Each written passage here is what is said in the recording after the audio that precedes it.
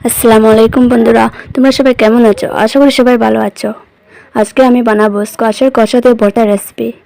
এই রেসিপি বানানোর জন্য প্রথমে আমি নিয়েছি একটি প্লেটে পেঁয়াজ কুচি, স্কোয়াশের কষা কুচি, 3টি লঙ্কা আর একটি শুটকি নিয়েছি।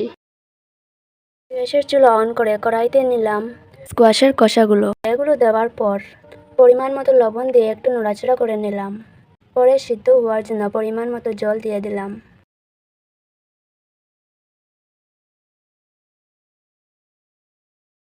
কষাগুলো সিদ্ধ হওয়ার পর লঙ্কা, পেঁয়াজ কুচি, শুটকি, স্কোয়াশের কষা এগুলোকে গ্রাইন্ডার করে নেব।